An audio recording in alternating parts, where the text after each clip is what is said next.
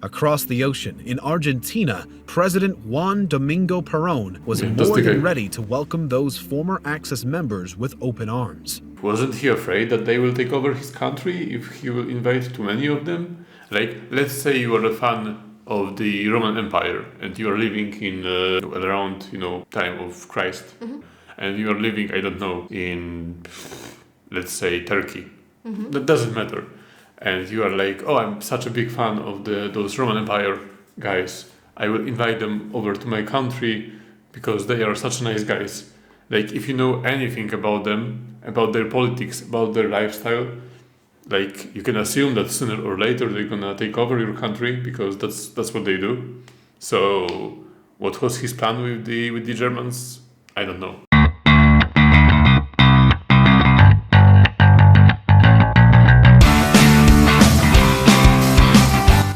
Hello guys! Hi everyone! I'm Waldemar. And I'm Weronika. And today's video is a historical one, for a change. And it's about why did so many German officers flee to Argentina after Second World War. We haven't watched this video. No, I found it in the recommended videos and I remembered that it was mentioned that they did flee to Argentina in some oversimplified videos. It was... I just could remember it a little bit and I was interested why, and I thought I also remember you saying you were interested in the reasons why. Me? Yeah. Or you know exactly why. I know why. Damn it. I know why because I watched I watched different historical channels, and quite recently I watched one, a Polish one, so I will recommend it to you. But it was about the exact topic. So I know that there was a guy who was the leader of Argentina. I don't know if he was a president or what he was, but he was like a big fan of the Nazis. Mm-hmm. So he basically invited all those people to Argentina. Okay. But when I say people, I mean the Nazis. Well, technically they were people, unfortunately. So that was the case, and there was this organization, I can't recall the name, but there was the organization in Germany that helped the other German soldiers to escape from Germany to Argentina. Okay. And I don't remember the name, but it was active for even before the end of the war, and they helped escape a lot of people. I know that the Vatican also did a pretty good job in helping Germans. I heard escape. about that, yeah. So, maybe I will learn something new from this video. I really much hope so. Mm-hmm. So... Well, it's quite a new subject for me. I don't really know much about it. So I will learn a lot for sure. And then you can also fact check since you know it. So that works as well. And it's also a new history channel for us. I forgot the name, but it will be in the title, of course. We can say it. Knowledgia. Knowledgia. And we'll see. I'm excited because if it's a good video, then I saw a lot of other videos that I'm excited to watch. So We'll see how this is. Let's begin.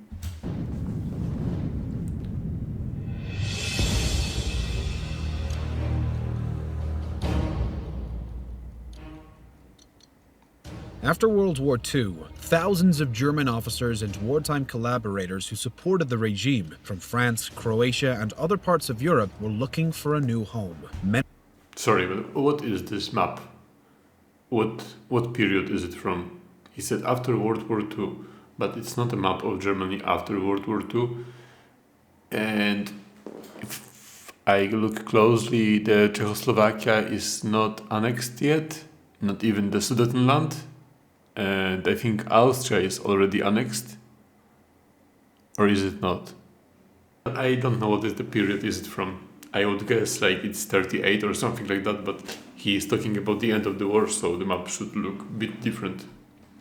Many of them knew that they might be trialed and judged for their crimes and actions. Their goal was to flee, preferably as far away from the Nuremberg trials as possible. Well, the question is not about the reason of their running, which is obvious, but why did so many of them choose Argentina as their new home? When the Allies raised their flags in Berlin, and when the German instrument of surrender was signed on the eve of May 8, 1945, one thing was clear for these criminals and collaborators. Germany, and even the whole European continent, wasn't a safe place for them to stay or hide. Even if the entire regime collapsed and the war was over in Europe, that didn't mean the entire network that they had garnered had collapsed. Former admirers were still there. It's not like World War II ended in one day in 1945 and suddenly everyone realized how horrible the regime had been. Even after their defeat, there were many powerful men in Europe who had favored the cause and continued to do so. Just as an example, Spain was a neutral country, but was a friendly state and supporter of Germany. Spain was ruled by Francisco Franco and had been a tired and neutral country because of its civil war. For some time, many fugitives would find themselves in a safe spot here, but will use Spain as a bridgehead to other destinations. Also, some Swiss important leaders had been outspoken in their support of Germany. These men were in a position to help out. Even the Catholic Church was helpful for some of these fugitives. Several high-ranking church officials actively aided in their escape. There was a window of time to escape justice and possible trials. Those who wanted to flee had to consider their options in a short period of time in order to hide elsewhere and adopt new identities. Across the ocean, in Argentina, President Juan Domingo Perón was more than ready to welcome those former Axis members with open arms. President Perón was an admirer of the German ideology of that time. He helped numerous war criminals to flee with the support of his own diplomats and intelligence agents deployed in Europe. Argentina supported ways for their transit through passages from Italy and Spain to Buenos Aires. During World War II, Argentina clearly favored the Axis because of its president and probably because of close cultural ties with Germany, Italy, and Spain. Argentina was a But you know what? It's intriguing for me. Like the guy, the leader of Argentina, he was a fan of Nazis. All right, okay, and he was like, okay, so you guys can come to me. I will welcome you in my country. Okay, but what he thought is gonna happen, like with the country, with the politics, like the Nazis. Like, wasn't he afraid that they will take over his country if he will invite too many of them? Like, let's say you are a fan of the Roman Empire and you are living in around time of Christ, around this time, and you are living, I don't know, in, let's say, Turkey. That doesn't matter, and you are like, oh, I'm such a big fan of those Roman Empire guys. I will invite them over to my country because they are such nice guys. Like, if you know anything about them, about their politics, about their lifestyle, like, you can assume that sooner or later they're gonna take over your country because that's what they do. So, what was his plan with the Germans? I don't know. I guess he was not a really smart guy. Yeah, and also you're inviting guys who proclaim that white, blonde men with blue eyes are the superior race, and that's not exactly the environment where those people are. I mean, there are white people under Argentina, but not only white people. Mostly white people. Is it mostly white people? Yeah, Argentina is not like the other countries in the South America. But aren't they like kind of dark-haired anyway? No. Despite the white skin? Argentinians are like mostly white. Okay, well, good to know. I didn't know that. Maybe not all of them, of course, but like compared to the other countries in South America, they are mostly white. Why is that? I don't know. So just like some kind of immigrants that just settled there, and they didn't. I'm not sure. I'm not gonna lie to you. If you I'm know, curious. Please let us know. Please answer to Weronika. Thank you. And to me too, because I don't know. Former Spanish colony, and they achieved independence at the beginning of the 19th century. Through decades-long migrations of Italians and Germans created strong ties to these European countries. Argentina was a pro-Italian and pro-Germany country, and this was due to the fact that most Argentines were of Spanish, Italian, or German descent. The German government saw their sympathy, and the two countries created special links between each other. In Argentina were many German spies, and also Argentine officers and diplomats held important positions in Europe. Perón's government admired some totalitarian behaviors and tried to lead his country more in the direction of large military parades and militarization. Many important and influential Argentines, as wealthy businessmen or members of the government, were openly supportive of the Axis cause. Even the president Juan Domingo Perón himself had served as an adjunct officer in the Italian army in the late 1930s. Thus, there were special bonds between Germany, Italy, and Argentina. But even in this situation, Argentina would eventually declare war on the Axis powers within just a month before the war ended.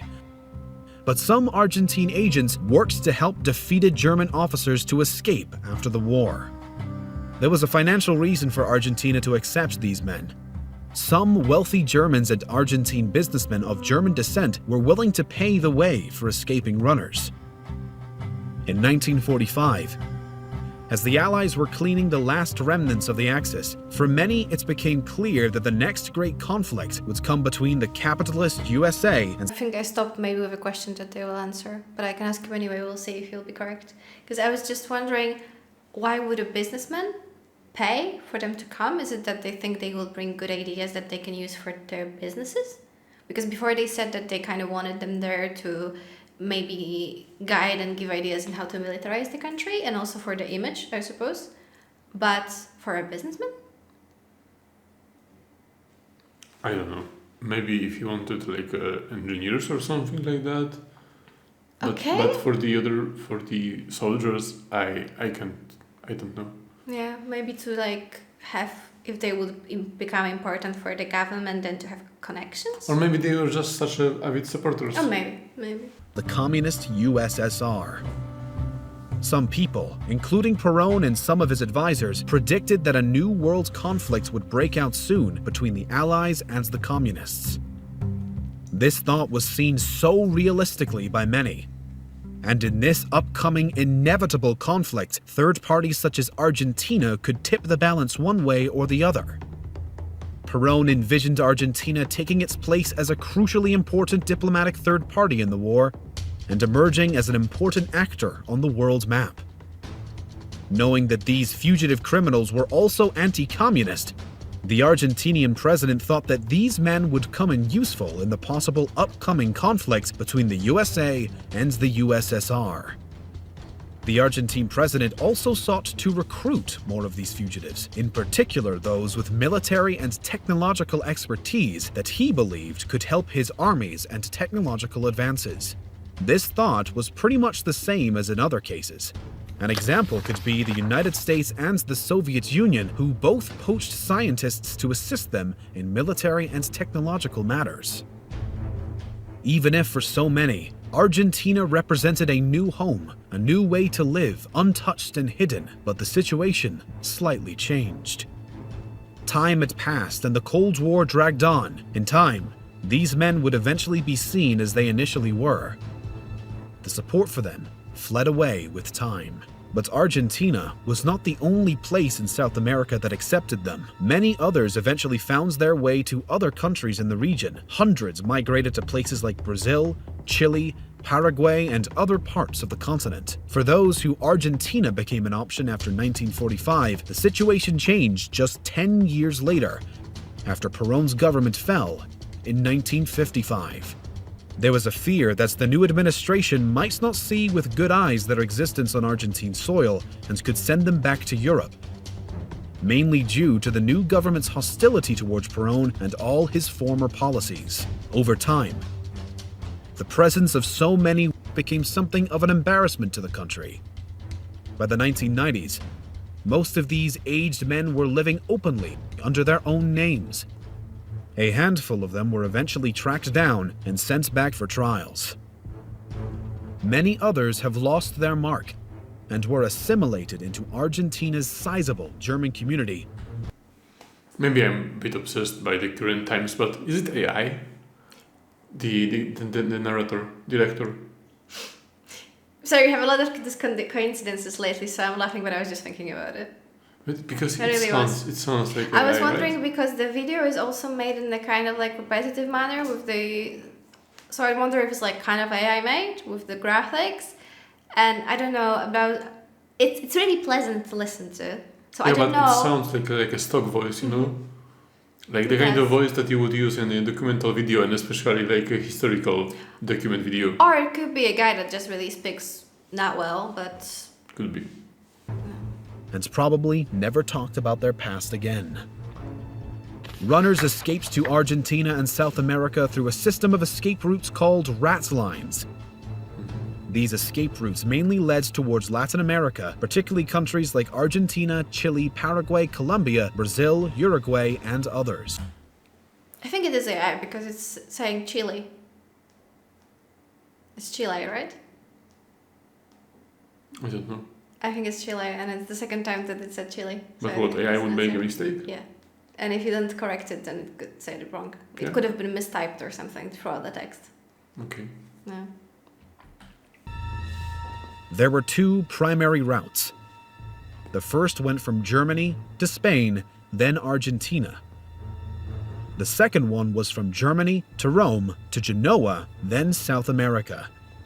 This happened because of the willingness of some countries to accept these people and because some important figures who had a form of sympathy to them. But there is also another big reason for their escape to Argentina: geography. Looking at the map of 1945, we can see that Europe was obviously not a good place to hide. Even if some of these people found themselves in countries like Portugal, Spain, or Switzerland. Looking in the east, there was the Soviet Union, the conflict in China and Japan, and some allied colonies.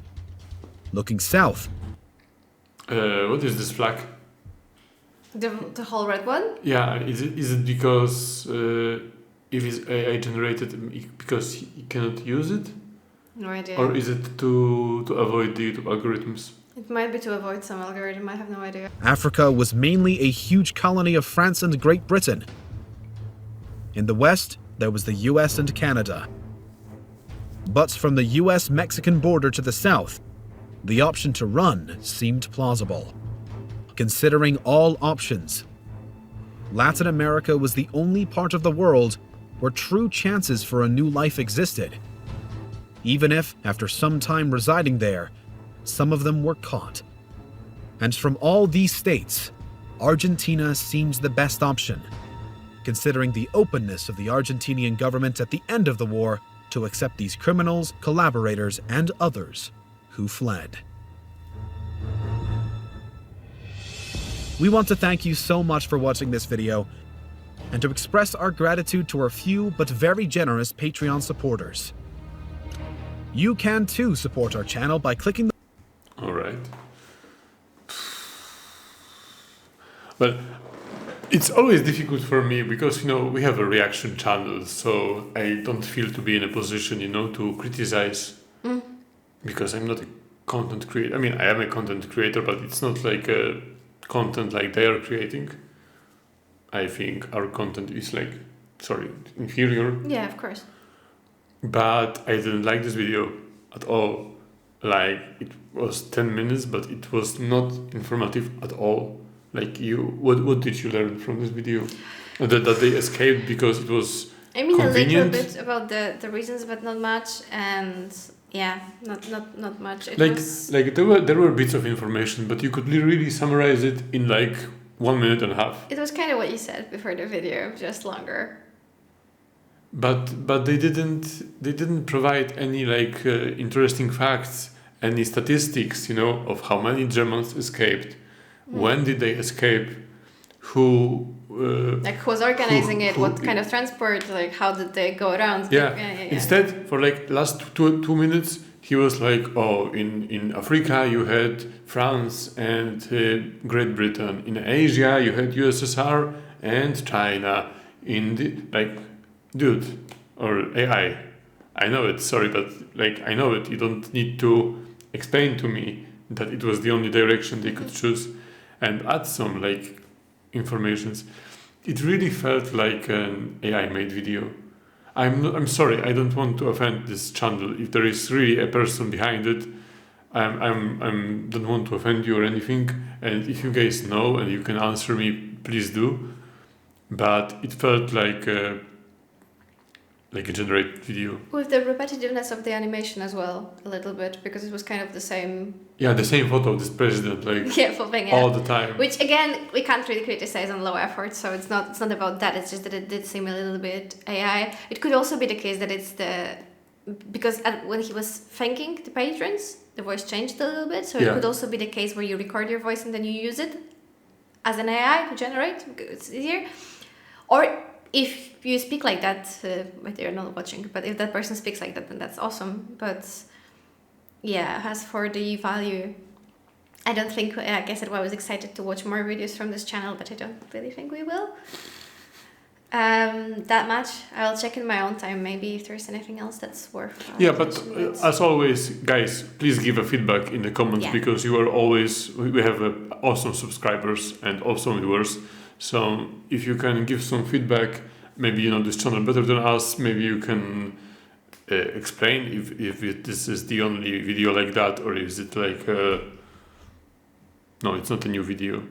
So just give us a feedback and we will read it definitely. Or maybe another video on this subject as well. If you know about it, then let us know. Yeah. Thank you very much for watching. Yeah, as for today, thank you for watching, and subscribe, give us a like if you want. If you don't want, then don't. Well, have a nice day. Bye. Bye.